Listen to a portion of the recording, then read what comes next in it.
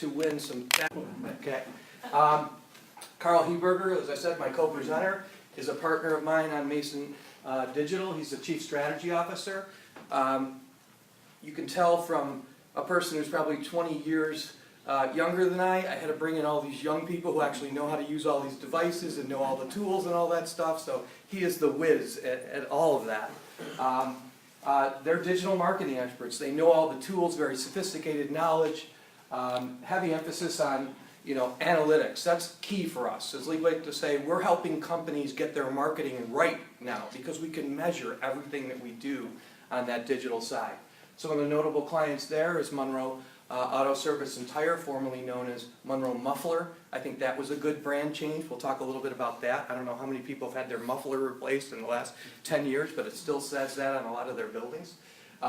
U of R, we do all the digital marketing. If you've ever gotten an ad or a Facebook post from U of R on your phone or computer, that would be us. And then Geloso Beverage. Geloso is the largest beverage distributor in Canada, after Labatt's. And we help them market a product called Club Tails. It's a 10% alcohol product that's sold at like 7-Elevens around there. So if you come to our agency, you can get meatballs, pasta, ice cream, and get wasted. And usually our best creative comes out after the Geloso. Okay? I'd be remiss if I didn't introduce two other people in the room who are key components of the Mason team. Terry Kubiades, our Chief Operating Officer on Mason Marketing. Terry's been with us too long, right? She'd probably say. We've known each other forever. We worked together in a past life, and my goal for hiring people has always been hire the best people you can find and people you know are going to help our clients, and Terry was certainly one of them. Jim Dennis is COO and partner on Mason Digital. Jim was actually a neighbor of mine, and over a Jack and Ginger in the backyard, it was like, I think this internet thing's going to catch on. What do you know about that? Can you help me, build the business? So we work amongst friends, as you can't tell already. That it's a great environment at Mason. So what are we going to talk about today? 10 ingredients for finding your brand sweet spot. We do have a lot to cover today, so as I like to say, I'm going to give the 78 RPM version, or for those people who are under the age of 40, the MP4 or 3 version. Okay? And once you like the taste of your brand, you've got to figure out how to choose the right tools to help you promote that. And so Carl's going to talk a lot about some of the digital tools available today, what their benefits are, and how you can access them. And as I said, you need to pay attention because we've got 5 fabulous, somewhere, oh no, Terry's got them, Vanna White has them, Abbott's gift cards to be given away today, okay? So, first of all, what is brand positioning? And this is fundamental. It's the process of positioning your brand in the minds of customers and consumers. What do they think you are? What do they think you deliver? The outcome of which is that customers know what you do, and most importantly, why you are different from all the rest. I guarantee that the businesses that you are all involved with, or even personally, your personal brand, it's a crowded space, okay? And you have to differentiate yourself. I think it's important to say that what you're going to hear today, I'm not suggesting that every one of these things, these 10 ingredients are appropriate, but whether you're a Fortune 500, whether you're a sole proprietor, whether you're a small business, whether it's just your personal brand, hopefully there's some things you can pick up today that'll help you, frankly, differentiate yourself and make you stand out in a crowd, which is really what branding is all about. I love this quote: "A product can be imitated, but a brand cannot." Because we're trying to be differentiated. Our goal with our clients is to differentiate them, to have them be distinctive, and to have them be unique. Find a unique way. I mean, we're going to talk about Abbott's in a minute. Ice cream is ice cream is ice cream. How do you differentiate that? We'll talk a little bit more. But it adds tremendous value. I found this on the net. Here's the top 48 global brands in 2017 ranked by brand value. Okay? Obviously, Apple, number 1, $184 billion brand value. Okay? So does branding matter? I'd say it does. Okay? Now again, probably nobody in this room will ever be on this list. Let's hope, maybe it would be nice. But your brand value can be elevated by having a solid brand positioning. What can a great brand do? Help shape consumer perceptions and decision-making behavior. Do you think Apple's influenced decision-making behavior? They brought a computer in, people liked the computer, they bought a phone, they bought a laptop, they bought an iPad. Cast a vision and communicate the unique value, and again, in a very crowded marketplace. And aligns your business's larger market strategy with the consumer needs. Consumer needs are key. We're going to talk about that as we move forward. So you can have the greatest technology, you can have the greatest fleet of trucks, you can have the best new app, you can have the best rates, the coolest new camera, the process, the best attorneys, the best accountants. Mike, I know you guys have the best accountants. DKB happens to be my accounting firm, sorry. But you have to create the brand around it, okay?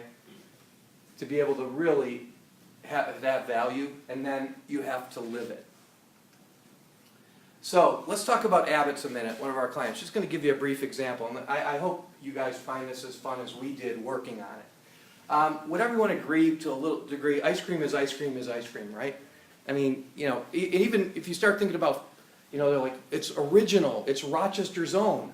I don't know if you know, but Abbott's now has facilities all over the country. They're going franchise, okay? So they're Vero Beach. Rochester's own means nothing in Vero Beach, right? So how do we start to distinguish ourselves? Okay, yeah, it's frozen custard and the way ice cream should be made, but that's a long road to try and sell. So what could we own, okay? And so I have a question. When do you go to get ice cream? Do you go before dinner or do you go before school, right? You actually go after Little League, soccer, camp, dinner, all those things. So our strategy was to own the after. How do we differentiate ourselves? We're going to own the after so that you go after Little League, soccer, the game, all those things. So we wrote this positioning statement.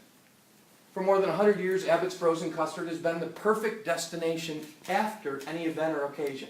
Win or lose, good day or bad, hot or cold, going to Abbott's after helps make everything ever better.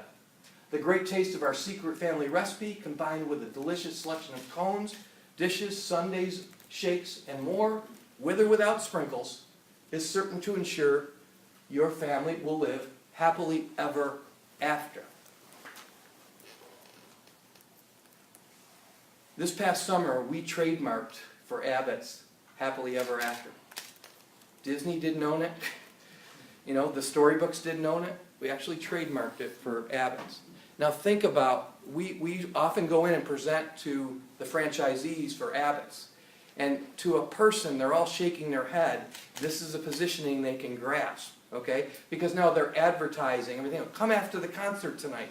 Come after the picnic. Come after July 4th fireworks. It provides them with a means to be able to go out and promote and gives them a differentiating feature. So it's not about telling them how great our pistachio custard is, okay? It's about the experience and the destination. So we had some fun with that. And then how do you live that? This is their new website that'll launch soon. Enjoy Abbott's Happily Ever After. And this is a series of things, after cheerleading, after the picnic, after school. We just did this Happily Ever After story contest, okay? It made sense, right? So we went out about, I think we launched it on August 1st. We ended it September 30th. We went to schools in all the different markets, and they were going to win a Abbott's party for their class, okay? Because I think getting to the kids will ultimately what? Get to the parents to try and drag them to Abbott's that night, okay? So we did this story contest, and I just thought in terms of living the brand, I know this is a lot, but I just love this story. So this was submitted by an 8-year-old in Lexington, Massachusetts. Once upon a time, all the animals that lived in the woods were tired of only eating grass and flowers. One day they went into town and tried so much food, but their favorite was Abbott's great ice cream and frozen custard. They loved it so much that they came every day to eat it. They told all the animals in the woods to go to Abbott's now and get some ice cream or yummy frozen custard. They loved it so much that they found money every day to go buy Abbott's. They loved it so much that they made Abbott's They made it habits of their own and fed everyone who lived in the woods. They found a $100 bill and they gave it to Abbott's and got 20 ice cream cones and 30 frozen custard cups, which probably $100 wouldn't buy. And they even signed up to work there, and they lived happily ever after, okay? What I love about it is now the brand is started to get it, right? We started to embed this happily ever after into that. These stories are now being published in a book. We received over 700 stories for the contest, okay, in a matter of 60 days. This is something we're going to continue every year, but it was a great way to build this and again, help them live their brand. So again, what's the criteria for a successful brand? And we're going to talk about how to get there. Clear, distinctive and meaningful picture. Differentiated from the competition. Maybe most important, it's unique and you can own it, okay? And we're going to figure out how you can be unique. Memorable, motivating, focused. Not everything to everyone. I think, micro-positioning actually is a very good strategy today. That you really hone in on what you want your position to be and who you're going to promote that to. Credible, believable, leverageable. I like to say it has legs in our business. Having legs of an idea is really important, or a position, so that you can do a lot with it. And it still serves as a filter for brand decision making.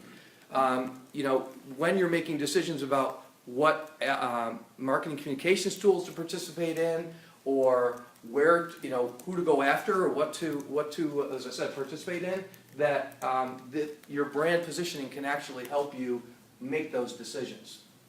So really, it is an intersection of where we want to go. And it's an intersection really of what customers want and what you offer, okay?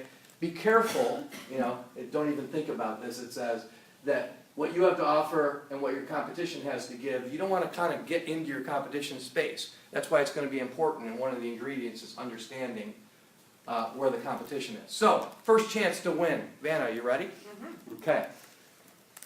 We're talking about brand positioning, so I'm going to kind of test your knowledge on some brand positioning taglines that companies have. And we'll do it by, don't just shout out please, but maybe I'll try and get the first hand. Are we ready? Bounty. Yeah. Ding, ding, ding, ding, ding. Congratulations. The quicker picker-upper. Actually, it was so funny because I put this in the presentation. I heard a Bounty commercial yesterday, and they still use this. It's actually on the package. I love it. Okay, it's been around a long time. Okay, the 10 ingredients. First of all, and maybe most important, understand your target audience. Okay, who are you going to deliver your product and service? Who are you trying to impress? And target audience is key. We spend a lot of time on this with our clients. I also say that, I certainly believe as a digital agency and a marketing agency that we do it better than anybody else. But I'm not going to tell you that we have the best creative and all this stuff. What we do best is asking great questions, okay? The biggest flattering point for me is having a client tell me not, boy, we won this award, or even, yes, sales are important. But I love it when somebody says, no one ever asked me that. So I'm challenging all of you. Ask a lot of questions about your brand. Dig in, okay? Understand it as best you can. And what are you going to understand about your target audience? Who are your primary prospective customers, okay? Who are you trying to market to? Who are you trying to influence? Then also, who are the primary influencers? I think in professional services, that's really important. Mike, I think you'd say that attorneys or financial service people are important to saying, because my counsel, in fact, in the case with DKB, Mark Blood is my, really a confidant of mine, okay, and a mentor of mine. And so I'll go to Mark and say, do you know a good attorney? Do you know a good bank? Do you know this? And he'll give me that information. So understand who the influencers are too. As much as it's your target audience, influencers have just as much of a important role in understanding who they are. What do they care about? What are their hot buttons? Okay, not just okay. I know I want to go after audience X, but what is the things that turn them on? Not product features and benefits. Not they need QuickBooks software. No, they want their life to be made easier. Okay, it's kind of the psychographic aspects of a person, okay, or a target audience. What do they care about? Again, we like to call them hot buttons. What problem are you solving for them, okay? And hopefully the people you're going after and the solution you have is a good match. What value do you bring them? And then I would encourage you, if you start to figure out who those people are, whether it be an influencer or whether it be the specific target audience, develop a persona. Has anyone done this with any of anybody they're trying to target? I know we spend a lot. Okay. Yeah. Oh, thank you, Carl. So we did this for our company. So specifically on the digital side, we spent a lot of time on this. So who are the people we want to go after? Yeah, we want to go after this size company with these many employees, and maybe this is how much, because of sales, we can kind of tell what they're spending on marketing. So we actually want to go after frustrated Francine. Okay? She's VP of marketing for a retail service chain. Okay? Why a retail service chain? Because we're really good with Monroe Muffler, and we can start to duplicate some of the things we do for them against other retail service chains. So Francine, and we dug in, said, let's talk about who Francine is.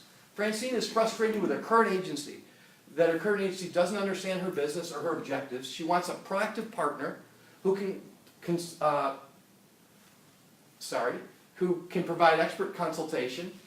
Her current vendor, okay, keyword, you don't want to ever, I hate that word, I don't know if anybody else does. Somebody calls me a vendor, it's like, that's the worst thing they could have. I want to be, no, really, and it's happened. It is the worst, because that just says you're transactional, okay? I want to be a partner, okay, provides tactical recommendations that are unproven. She's willing to pay for competence and confidence, okay? That was frustrated Francine. We got to find more frustrated Francines in our company, right? The other person is Torn Tom, okay? And Tom is VP of Sales and Marketing. I don't know how many organizations might have a VP of Sales and Marketing in there, right? Well, Tom's torn. Guess what?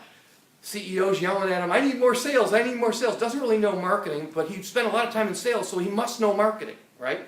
Never been trained in it. He got thrown into the job. He thinks an agency is an agency is an agency. Needs marketing data, help define a sales strategy, so it's very sales focused. He's torn between the pressure from the CEO to drive sales, but wants to develop long-term marketing strategy. He wants a partner who can help set strategy and then confidently run with it. Okay? He will value a partner who gets the need to drive engagement, leads, and understands the end game for their company, because they have a VP of Sales and Marketing. The end game is increased sales. But we took the time. This starts to really help us focus on who we want to target and what their hot buttons are and what they care about. I would encourage you in your company, even in your personal brand. Let's say you're out there looking for opportunities because you're a sole proprietor consultant. Okay, start to define your personas of your audience. Any questions? If anybody has any questions, they go on. Please, we don't have to wait till the end. Understands the obstacles. This is another key area. Hi, Ben. Understand obstacles, perceptions you may need to overcome. Key area. The perceptions out there in the marketplace can already set you on your heels when you're doing branding. You have to identify those market barriers out there that are going to keep you from achieving success. Okay, and in many cases, perception is reality. Okay, it might be that some other competitor has a similar product to yours, has already kind of ruined the market on what you're trying to accomplish with your product. There might be negative press out there in the market about a product, a service, a person, whatever, that is kind of having an impact on your brand. One of the funny things is apathy, right? That they're just not willing to move. If it's not broke, no, don't fix it. I would tell you, and I don't know if our first, our five-star person's still in the room. We do a lot of work with the banking industry. Unless, like they screw up your bank account, you're probably not willing to change a lot, right? There's this kind of like, well, not broke, don't fix it, I'm not worried about it. And certainly strong competition. But understanding what's out there that's going to keep me from being successful. And then bearing that in mind as you build your brand.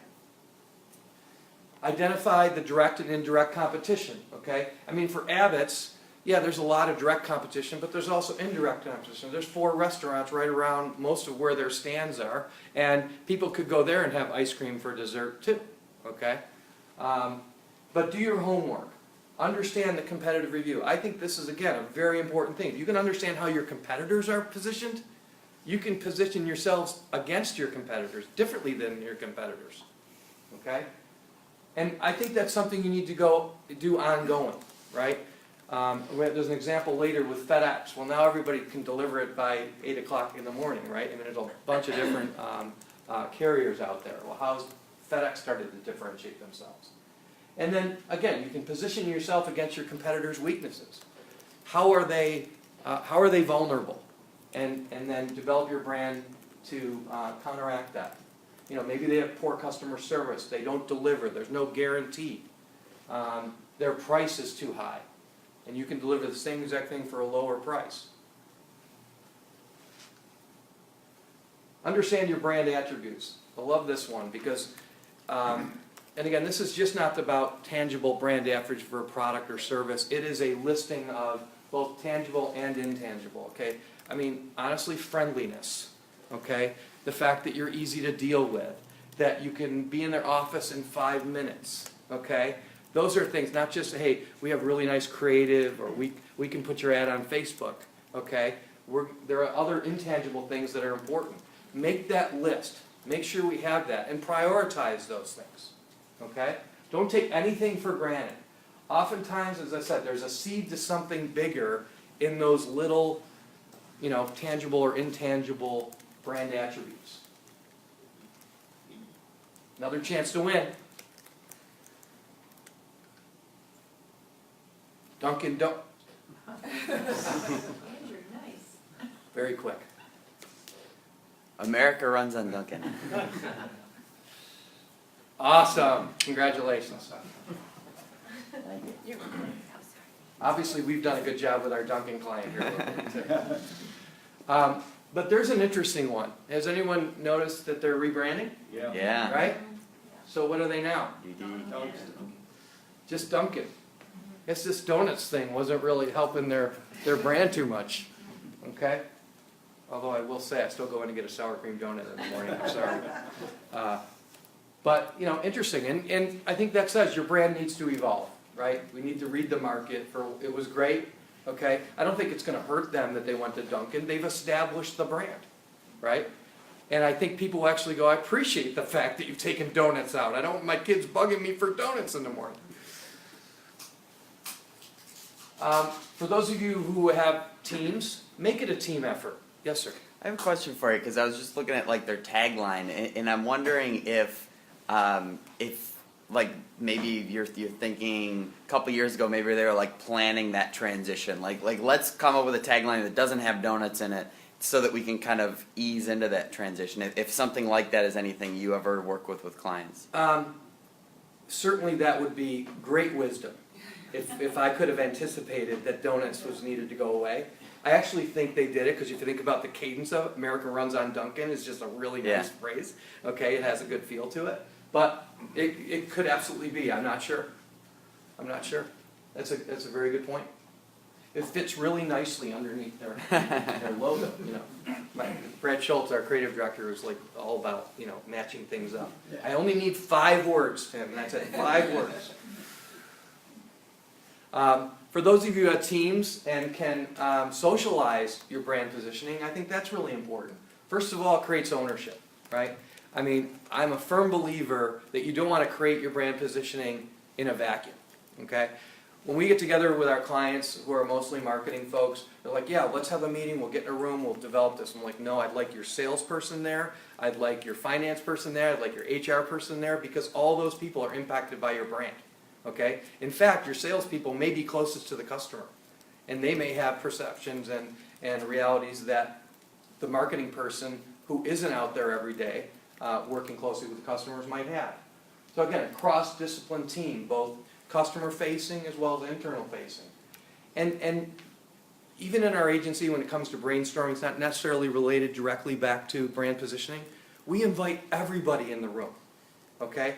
From our director of first impressions, our receptionist, to our accounting person, to our HR person, to our account managers, to the creative people. Because we want everybody's input. First of all, we're all consumers. We all are consuming messaging and brands and everything every day. So it's so key to have everybody's input. And honestly, out of the mouths of babes, okay, sometimes comes great input. Somebody who's 2 days into the company comes into a meeting and has a totally different view. You know, they haven't been tainted, let's say, by all the work we've done.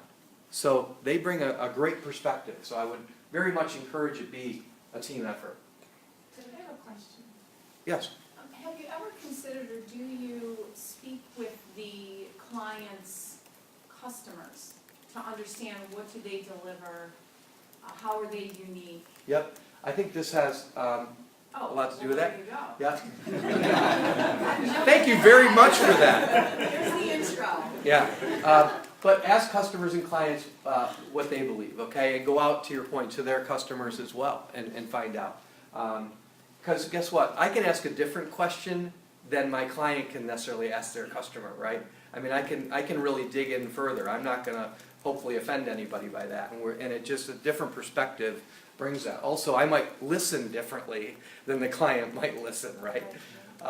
You know, they likely, and by the way, if you go out to your clients and ask them what they think about you, be prepared that they might also tell you some things you don't want to hear.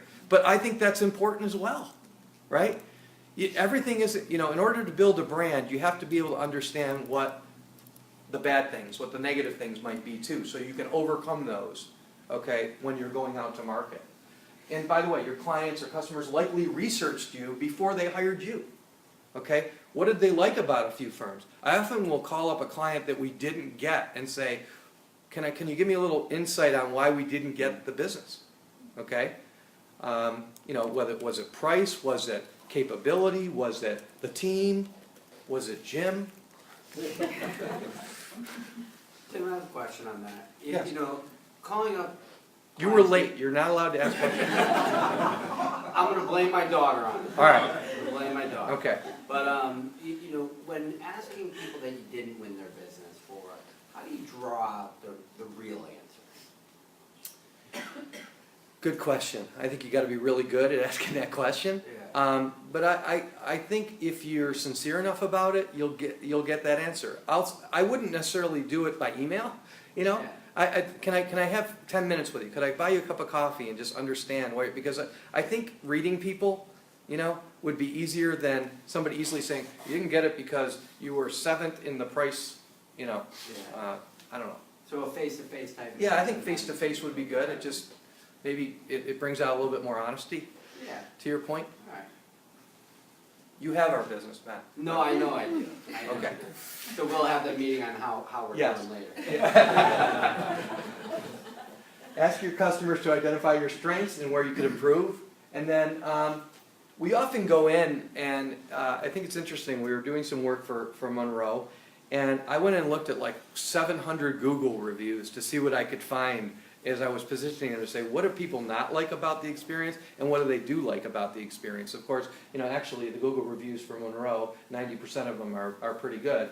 And within that, to be honest, I think a lot of times, you'll actually find what your brand position can be in Google, in those reviews, okay? Because there's gonna be some consistency about what your customers or those people who've experienced your business are saying. So this aspect, again, critically important of not creating your brand in a vacuum.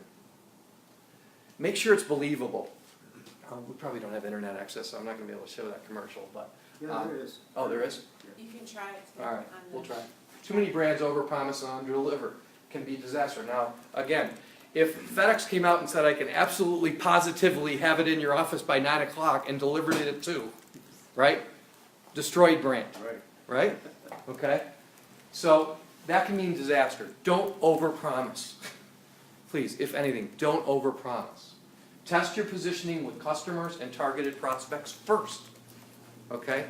Again, all the people you asked up front about what your brand attributes were and how good you were and what your strengths were, go back to them once you have this positioning down and say, is this believable? Okay? Do you believe that what I've provided to you or what I can provide can satisfy this particular positioning. Okay? Many brands are moving to a more emotional benefits versus tangible benefits. And I thought this was interesting, is FedEx is not about, they don't have to say anymore, positively, absolutely, 9 o'clock in the morning. Okay? They're moving to a whole different approach. This is right off their website. We make millions of deliveries every day, but we deliver more than just packages. We deliver happiness, growth, hope, or simply peace of mind. Okay? A little bit more emotional benefit than I got my package at 9 o'clock. And I don't know if any of you have seen the commercials. I'm going to try and play one here. Yeah, let me see if I'm for a line. Un momento.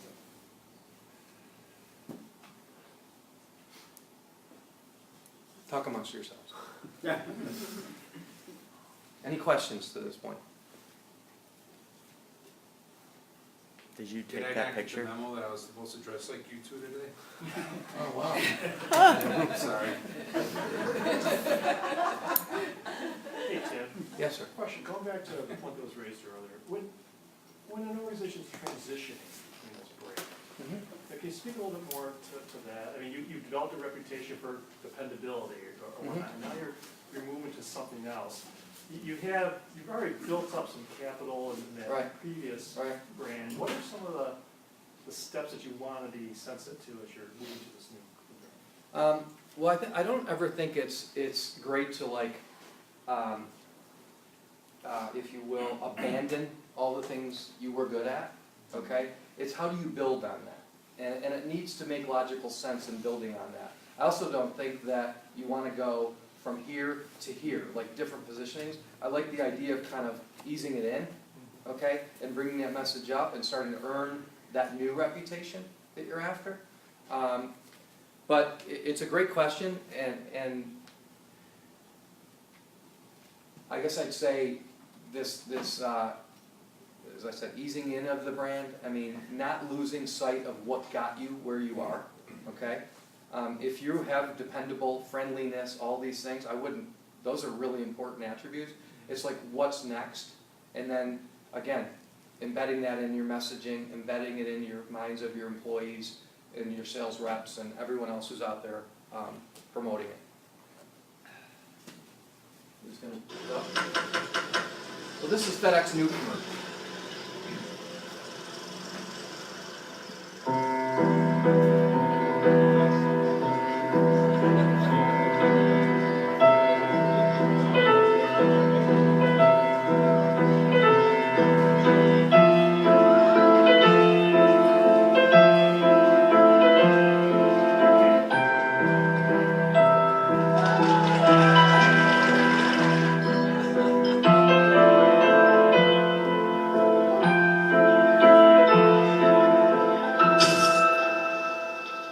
Memories.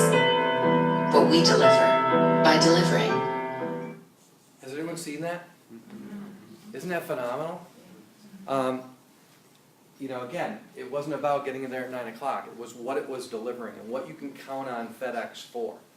Okay? In doing research with some of the brands, certainly that we deal with on the millennial generation, it seems like they want to have purpose, right? That they care about brands and their authenticness and all that stuff. I think that's starting to go to that. Okay? I think that has some real meaning, and obviously just presents a whole different impression. You still don't think that you're going to get your package at 9 o'clock in the morning, to your point. But what it's done is added something else on top of that that is powerful, very powerful, beyond that tangible benefit, tangible versus intangible. That, to me, is kind of promoting their intangibilities. They're delivering memories now. They're not just... now it's emotion instead of fact. Right. Right. And they're Right. dealing with Right. emotion. If you can appeal to somebody's emotion with your brand, I think that's the key. We do the Rochester Diocese video, the CMA video. I don't know if anyone's Did you seen do that. this year? Yes, we did. We used Fantastic. Austin Giorgio, if anyone's seen it, he was on The Voice. He's actually Ray Isaac's nephew. I didn't know if anybody know that. No. Yeah, so I called Ray one day and said, I really want to use Austin, and he connected us. But anyway, the CMA video, every year we do that, and again, they're trying to raise $6.5 million for the Diocese of Rochester. My goal is to get people sitting in the audience with a little tear coming down their eye going, I gotta write a check, okay? So trying to appeal to that emotional benefit. Fantastic job. Yeah, thank you. I remember getting a text from Art one day at, I was at the Bills game, and he's like, you know, it's like the second quarter, and I thought it was one of my buddies telling me about the recent play that happened, and it's Art saying, "Did you do the CMA video?" Thank you for that. That was last year. Yeah. Building a brand idea that matches your positioning, brand identity. So brand positioning is kind of your fit, how you fit into the minds and hearts of your customer. Your brand identity does need to work with that. We're not really going to talk about that today, but I thought it was important to consider that. So let's say if you have a very technology-driven kind of positioning, if your logo doesn't match that, then there's a little disconnect, okay? A perfect example as I talked about, right? So we're working with Monroe. Their new positioning, their tagline is experience better, okay? People hate going to get their car fixed, okay? And so we wanted to promise them, if you will, a little bit better experience. Not the best experience, by the way, which they wanted to go to, and we're like, that is not believable, okay? A better experience. So experience better, which is, again, Chris, that step up. It wasn't going from here to there, it was a step up, okay? But guess what they needed to do? If they're gonna experience better, that isn't better, Yeah, right?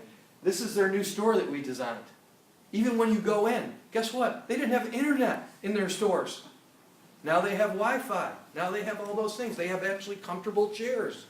Guess what? The person who's shaking your hand doesn't have grease all over his hands.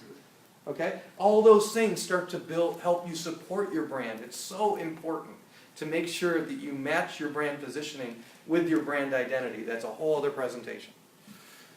Tim, Yeah. quick question, and you just touched on that, but so much is talk about internet and tangible marketing, but you really started to touch on personnel and people and how that extends to your brand. You guys really dig into that type of thing and focus on how important that is as well, correct? Absolutely. And again, you know, I use the chamber as an example, right? You have a promise that you have to your client. I'm convinced probably that everyone in your organization understands what that promise is, because there's your ambassadors, right? And every event you do and everything you do, you're going to bring that out. You're going to represent that. So it is absolutely key. So the first, in any brand positioning, in terms of introducing it, it is about making sure the people who work for you understand your brand position, right? So very critical. Thank you for that. Another chance to win. Forget which ones this was. Oh, is this the one you guys added? Okay.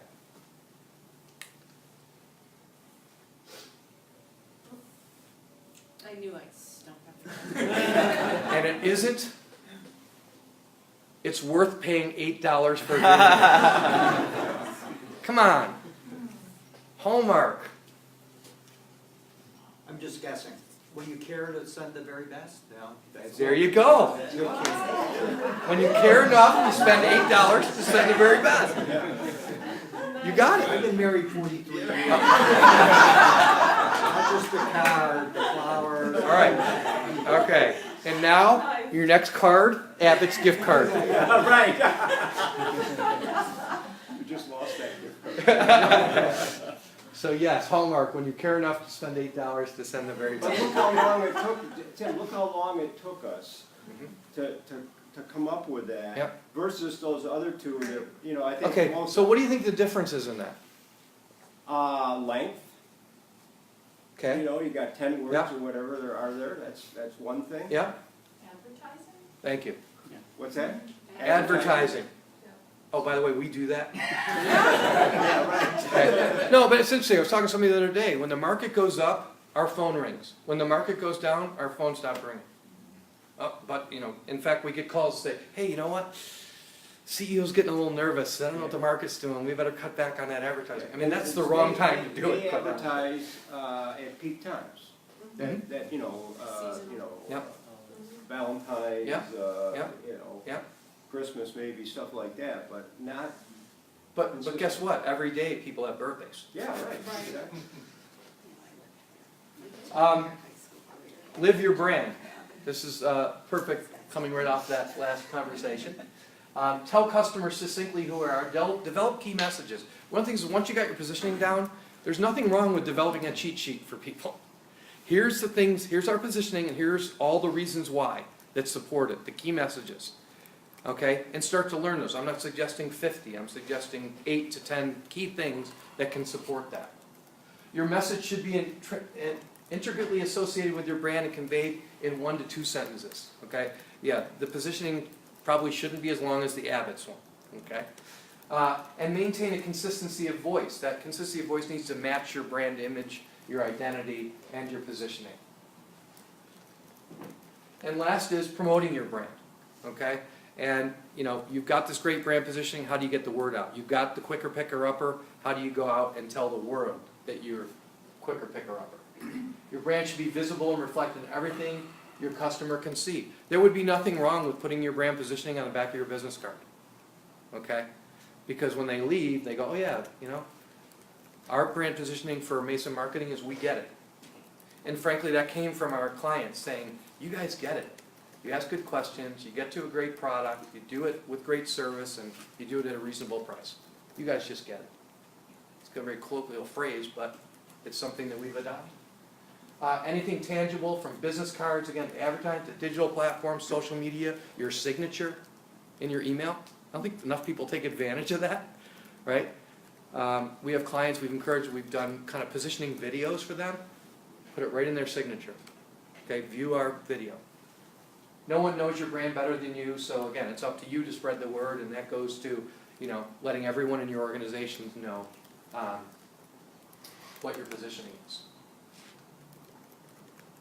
Now I'm going to turn it over to Carl, unless there's any more questions on kind of the branding side.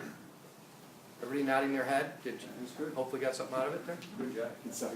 Thanks.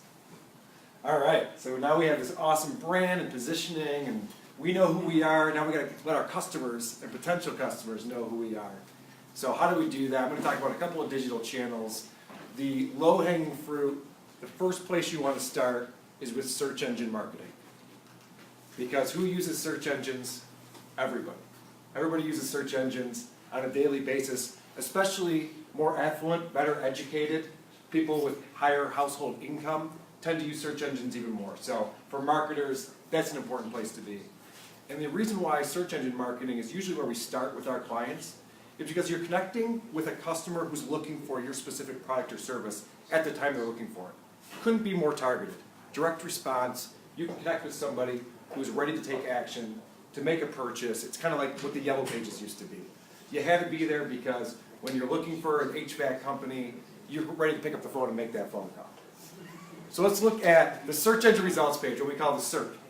Search engine results page these days has a lot of advertisements on it, and then it has our organic or natural listings. You can see that the first 4 results on this page when I'm looking for a free online checking are pay-per-click advertisements, and you can tell just by that tiny little box that says ad right there. It's almost hard to even tell that those are ads. Google's done a very good job of disguising that. So those are advertisers who've decided, I'm willing to pay, 5 Star Bank being one of them, I'm willing to pay for somebody who clicks on my ad and goes over to my website. After that are the organic results. This is what Google's algorithm has decided is the best answer to your question. Google's goal is to answer the question you're asking it with the most relevant answer possible. And they continue to refine their algorithm in order to do that. So this is a really key place for businesses to show up, especially on smartphones, where it's all ads at the top, and you really have to have a good presence here because there's less real estate. People have to scroll to get to those organic listings. It used to be, if you can get on the first page of Google, you're in good shape. But now, you actually have to be at the top of the first page of Google. This is looking at click-through rates based on which position you are on the search engine results page. If you're in the first position, 1 in 5 people who are searching will click on your link. If you're in the 10th position, still on the first page, 1 in 100 will click. So yes, being on the first page, very important. People don't typically click on to the second and third page, but also you have to be right at the top of it. So how do you do that? How do you optimize your website to be at the top of Google? Here's an example of what we call the perfectly optimized page. Now keep in mind, Google's algorithm has over 200 variables that it's considering when it's deciding which links to show on the results page. A lot of those variables are personalized to you. Where you are, what device you're using, even your past web history and browsing habits. So the search and results page that I see for free online checking are different than the one that you will see. But how do you show up when somebody does search that? Here's an example looking at chocolate donuts. If I want to optimize a page so that when someone searches for chocolate donuts, I show up, this is the best way to go about that. What's key here is how focused this is. You know, Tim talked about micro positioning. It's so important to really be focused on what we want to optimize for, because you can't be optimized for 20 keywords. If you want this page to show up, you get to say, I want to show up for chocolate donuts, and really focus in on that. Your page title starts with chocolate donuts. Your meta description has the words chocolate donuts in it twice. These are important elements to the web page, because that's what shows up on Google search engine results page. The page title and the meta description are what people see when they decide if they want to click that link or not. Then when you get to the page, you have a headline known as an H1 tag. That's going to say chocolate donuts in it. The body text is going to have the words chocolate donuts in it. There's important that we have a certain number of density, or percentage of density with the keyword that we're optimizing on. You want to have a 1 to 2% density ratio. What that means is every 50 or 100 words, you're going to have your keyword in there. Even the image that you're using, you're going to call it chocolate donuts, you're going to have an alt tag on it that says chocolate donuts, and your URL, which is cut off here, is even have chocolate donuts right there in the web address. So it's very important that we're focused in on what we're trying to optimize on. Any questions? I know some of this is kind of coding and technical aspects, but yeah. You need to be very specific. You can't say IT services, because that's everything. Well, that gets tough. I mean, even chocolate donuts is tough. If you say IT services, are people searching for that in that manner? And if they are, who's showing up there? Probably a lot of competition. So the more focused you get, we work with an IT company, and we focus very much on things like data protection or cloud backup and more specific things within IT services rather than just a broad IT service. I think your point is that sometimes people think they search a certain way isn't really the way people search. That's very I true. mean, it might be a feature of yours, but it's not the way people search for it. And the way we think about our brand and our products is very different than how our customers do. And I'm going to show you a tool right now that lets us know what people are actually searching for, so that we can do our research and figure out what keywords we want to optimize. Do you have any statistics about the number of people that pass through the ads to get to the Google search versus the ads? You know, they just say, I'm not interested in the ads, I know what they are, I'm going to go lower. So the majority of people click on organic results. They don't click on ads. However, that's changing drastically.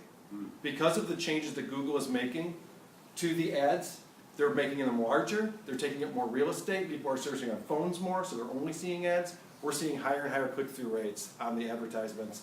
We have clients with up to 10% click-through rate, which means 1 in 10 people who are doing a search click on their ad rather than go down to the organic listings. I will tell you that it's becoming a pay-to-play environment, Google, which is unfortunate for consumers and searchers, because rather than fulfill that promise of answering the question with the best possible answer, it's now looking at, we have stakeholders and we have to hit these revenue goals, and they're doing a fantastic job. Google's revenue goes up and up and up, but I think that they're vulnerable. I think a competitor can come in and make a better product because they have gone so much to the pay-to-play.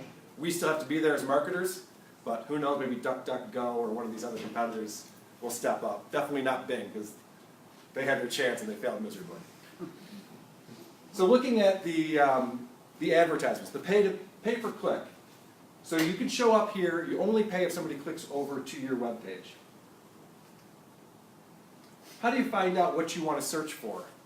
Ads.google.com is where you set up an account in order to run this type of advertising. It's free to set that up. Underneath tools, there's a keyword planner. So I invite you to try this out for yourself. You can go into the keyword planner, type in a couple of keywords that you think you want to show up for. Free checking accounts. Hit get started. Google will come back with 800 to 1,000 keywords that they think are relevant to what you're looking for. It'll show you the average monthly search volume for those keywords. It'll even show you what you're going to have to pay for those clicks. It'll give you a range, low end to high end, of what that's going to cost. And that's all based on competition, because this is a bid It's an auction that you're into in order to get that click. So whatever your competitors are willing to spend, that's going to raise up what you have to spend in order to get that click. But it's interesting to note that we can go through here and say, okay, bank account, online banking, that looks great. Someone spelled check wrong, I don't want to show up for that. There's some things on here that you probably don't want to show up for. So you can scroll through and see what are people searching for, what kind of volume is there around that to understand how people are looking for your products or services. It even shows seasonality because obviously there are things where people are searching more often sometimes, and then it drops off other times of year. Important to note about, how many people here have used Google Ads for their business? A few? I think it's important to know, people want to know, how much should I be paying for a click over to my website? And I will tell you, we work with attorneys that can pay $75 to $80 for a click, because if it leads to a big case and a big settlement, that's worth it. I also work with e-commerce, where we're selling t-shirts and we make $4 a sale, so we want to pay about 50 cents for a click. So it really depends on what kind of return you can get from a visitor to your website, and how you can convert that visitor into a sale or a lead. But there's a huge range as far as how much clicks cost. Any questions on, I know there's a lot to cover on search engine marketing, but it's a really important place to be. If you can't show up organically, you probably want to at least buy the keywords that you want to show up for. You can geo-target it, you can be very specific areas, certain times of day. A lot of ways that you can target this advertising and make sure that your business is showing up. Carl, even on page 2 though, isn't there like a dramatic drop off? 80% will stay on page 1, and then it's like 5% go to page 2 on the search results? It used to be, and this is going back to days before Google, that you go to a search engine, you go page, page, page, page. Now, if you don't see what you're looking for, you think you did it wrong, and you change your search query. Like, oh, I must be an idiot. Google's never wrong, so yeah. So page 2 it's tough. You really don't get any traction there at all. All right, I have a chance to win. We're looking at a company that recently is repositioning themselves. Does anybody know what Arby's tagline is? Something on sandwich. Yes? I think it's We have the meats. That's right.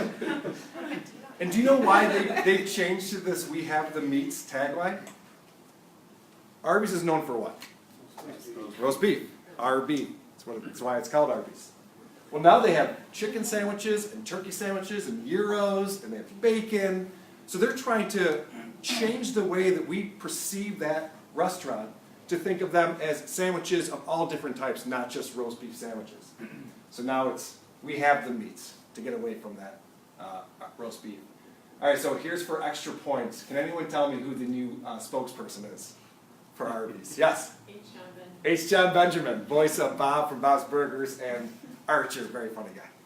Congratulations, you get to go to Adams. All right, I want to cover... Carl, what about IHOP? Oh, yeah, right? They got International House of Burgers. I want to cover social networks because this is a really important area for marketers. I'm sure a lot of people here are using social media to promote their product or brand, or at least dabbling in it. It's important because so many people are using social networks and they're spending so much time there, and it continues to grow. And I want to focus specifically on where the marketer's sweet spot is. For marketers, 18 to 54 is really who we're typically targeting with products and services. And you can see that we're getting almost 100% reach when we're using social networks in order to target those folks. Facebook is pretty steady these days as far as penetration, but it's still the behemoth. It's still where we can reach the most customers, and we can target people the best. Facebook tends to skew a little bit older than most social networks. If we do want to reach that 35, 40 plus demographic, we can reach them on Facebook. I do this presentation at RIT a few times a year, and it's interesting to get a gauge of younger people in their early 20s, maybe late teens. I say, how many people have a Facebook account? A lot of hands go up. How many people use Facebook? No hands.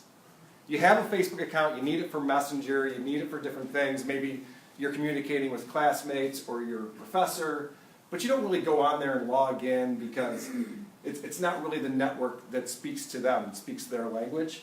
So typically when we use Facebook, it's trying to reach that mom audience quite a bit. Young mothers are using Facebook 10 to 12 times a day. They're on there all the time. And you can also reach the grandparents too, because they're on there to keep up with the grandkids and their adult children. When we want to get younger, we look at Instagram. And Instagram really skews and gets that 18 to 24 audience. And this continues to grow and has huge reach amongst that age group. And the nice thing about Instagram is it's owned by Facebook, so for marketing using Facebook, we can also incorporate Instagram as well. And then if you're a B2B company, LinkedIn is really the place you want to be. LinkedIn has some awesome targeting parameters that I'll show you in just a minute, and it's a great place to show thought leadership and reach that target audience based on people's industry, their job title, their role and their position within their company. Company blog is not far behind that. If you're a B2B company showing thought leadership and getting results on Google, so you show up on the search engine results page, company blog is a great way to go about that. All right, developing a social media strategy. The first thing you want to do is determine what your objective is. Anytime you build a marketing strategy, what are we trying to accomplish is the first thing you should think about. Is it brand awareness? Is it brand favorability? Is it driving sales leads? And then based on what you're trying to accomplish, you want to determine a strategy that's going to achieve those objectives. So which networks do we want to use? What's our content strategy going to be? Establish what key performance indicators we're going to use that measure success. So if it's increased brand awareness, we want to look at like reach and frequency. We want to hit people in our target audience multiple times with our messaging in order to build that awareness. If it's brand favorability, it might be more things like engagement, people sharing, people commenting. You might want to have some brand ambassadors or influencers who are talking about your brand. And if it's sales or leads, that's easy. Come to your website, buy something, fill out a form, pick up the phone, make a phone call. Very easy to measure. But it's important to note, while this is maybe the ultimate goal, and then we want to get into this area, it's very difficult to get a customer who's never heard of you to purchase at that moment. Oftentimes it has to start with building that awareness, getting into the consideration set, and then getting that customer intent before you get to the purchase. And a lot of marketers, and I talk to professional marketers on a daily basis, they want to skip a bunch of these steps and say, no, we just need to drive sales. And they're amazed when they get all this traffic to their site and people just drop off and they don't make that purchase. We have to ease into that. And maybe it's about giving them some tangible information first and being a thought leader and getting them engaged and understanding who you are in your brand positioning before you can later down the road get down to purchase. All right, so on social networks, we know that content is the most important thing. It can't just be a salesy message trying to advertise. You want to make sure that you're breaking through the clutter with great visuals. Video works really well in this area. If you do have just a salesy advertising type of message, it can backfire because people are turned off to that. You got to know that each platform has different social norms. You might use a hashtag on Twitter. You don't need to use a hashtag on LinkedIn. So you kind of want to understand how people use these networks and how they communicate. And then marketing on social networks is most effective when you're actually enhancing the user's experience. Why does somebody log into Facebook? To catch up with friends, to be entertained. Why does someone log into LinkedIn? To learn about their industry, to get better knowledge for their job. We do the best job as marketers when we can provide informative, rich, and engaging content that people enjoy viewing or reading. I'll give you a quick example. We work with Kodak. We work with Kodak on software that commercial printers use.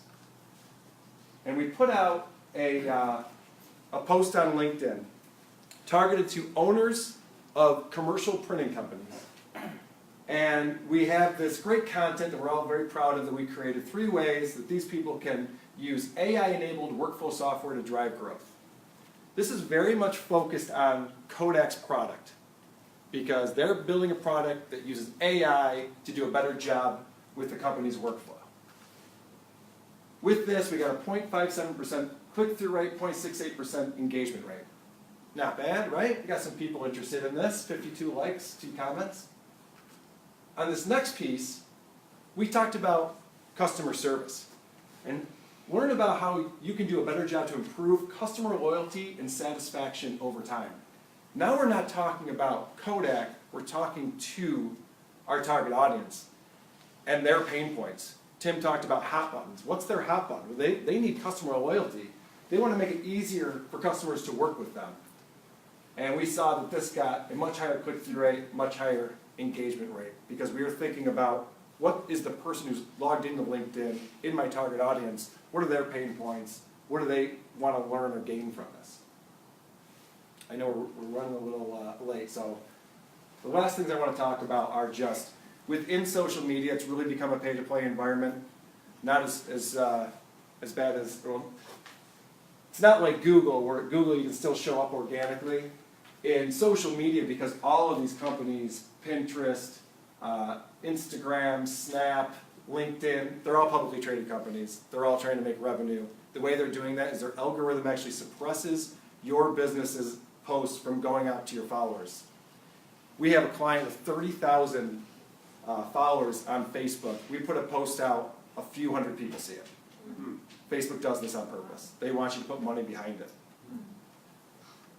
The good news is, it's pretty cost effective still to advertise, and there's a lot of great ways that we can target people using Facebook, Instagram, LinkedIn. We can actually target people based on all the information they've given to the social network. So that includes demographic, geographic, but also psychographic information. You know, what are they interested in? What are their thoughts and feelings around different subjects? We can use those parameters to target people. And I'll just show you, if you go into Facebook and log into their advertising platform, you'll see an interface where you can go in and put in all the parameters that you want to market to. So in this area, we can look at just the Rochester DMA.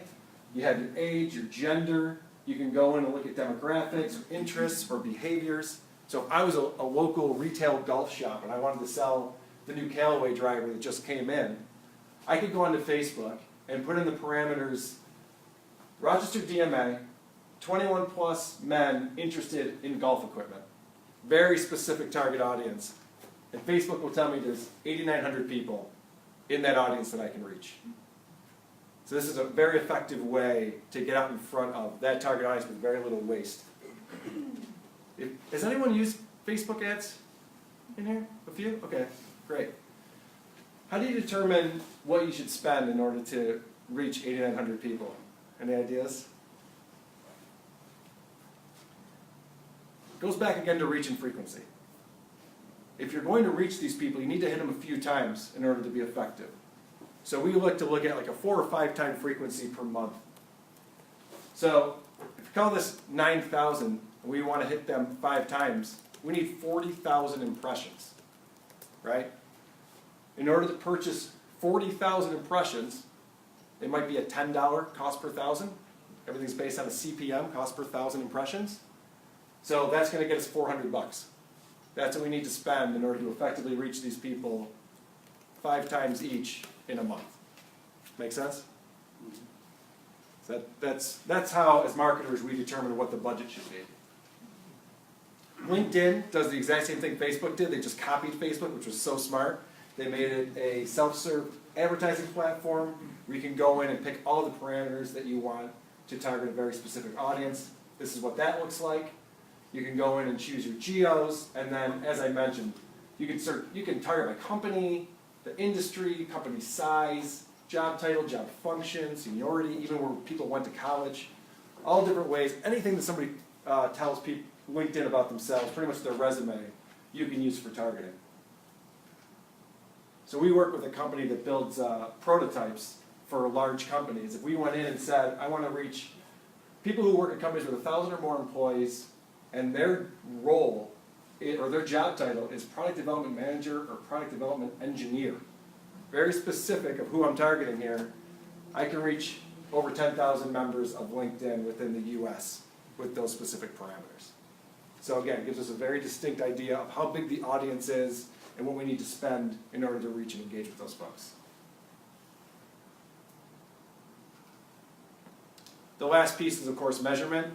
The thing that we love about digital marketing, that I love about digital marketing, All of these tools that I've shown you have built-in analytics capabilities, and if you have your key performance indicators, you know what you're measuring in order to determine how successful you are, you can go in and find what's working, what's not working, continue to improve over time on your digital marketing efforts.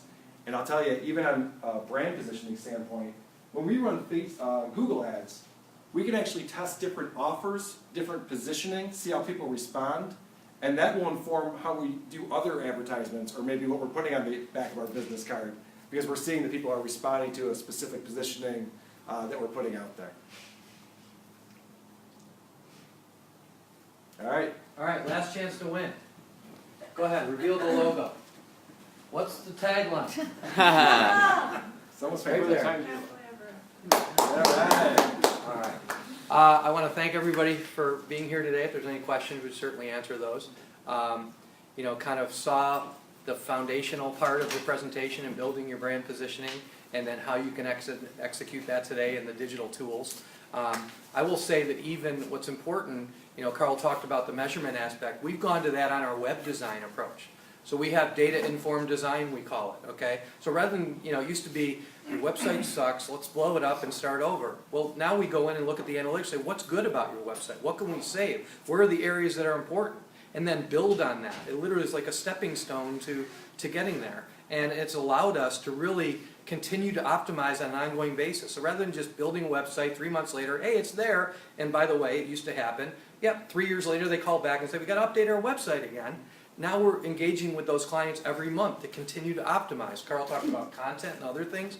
It's critical. That content, again, all those things can support your brand positioning. Okay, so thank you very much. We enjoyed being here today, and we can make this presentation available. Either provide it to the chamber, and you guys can distribute it. And so thank you very much, everybody. Thank